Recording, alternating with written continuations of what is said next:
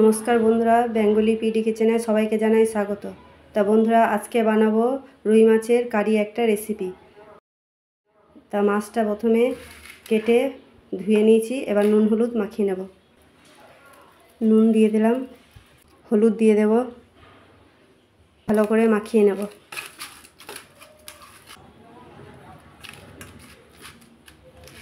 এই মাছের কারি রেসিপি বানানোর জন্য লাগছে পেঁয়াজ বাটা, টমেটো বাটা, আদা বাটা, আদা রসুন বাটা, এখানে ধনে গুঁড়ো 1 চামচ, হলুদ গুঁড়ো 1 চামচ, লঙ্কা গুঁড়ো 2 চামচ আর জিরে গুঁড়ো 1 চামচ, গরম মশলা 1/2 চামচ, আর এটা হচ্ছে চন্দনী বাটা। চন্দনীটা ভেজে বেটে গুঁড়ো করে রেখে দিয়েছিলাম, 1/2 চামচ নিয়ে নেব।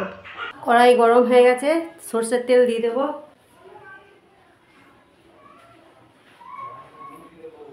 তেল গরম হয়ে গেছে, মাছটা দিয়ে দেব।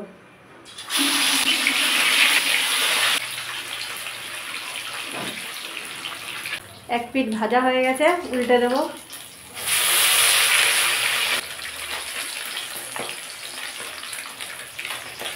মাছটা ভাজা হয়ে গেছে, এবার তুলে নেব। এইভাবেই একে একে মাছগুলো সব ভেজে নেব।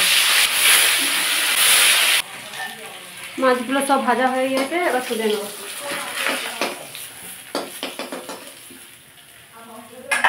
এই তেলের মধ্যেই দিয়ে দেবো এবার পেঁয়াজ বাটা।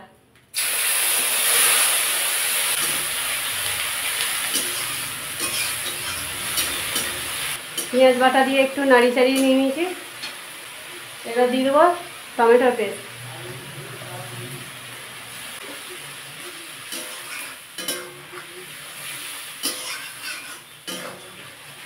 এবার দিয়ে দেবো 2 চামচ আদা রসুন বাটা।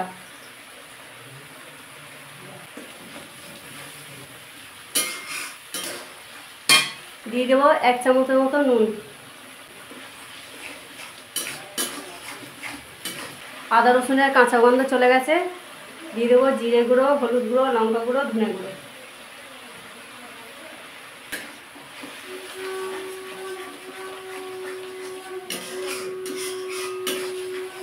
ভালো করে 2-3 মিনিট কষিয়ে নেব। মশলাটা কষানো হয়ে গেছে 2 মিনিট। এবার দিও গরম মশলা গুঁড়ো, চন্দনী গুঁড়ো।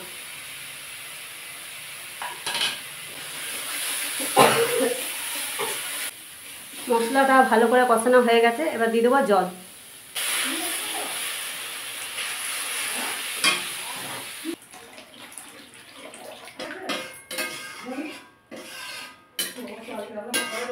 ঝোলটা কিছুক্ষণ ফুটতে দেব। ঝোল ফুটে গেছে, মাছগুলো এবার দিয়ে দেবো।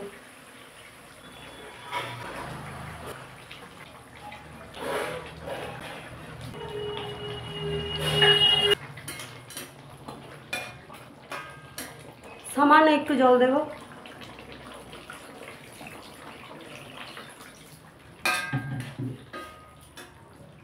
পাঁচ মিনিটের মতো ঢাকা দিয়ে দেবো।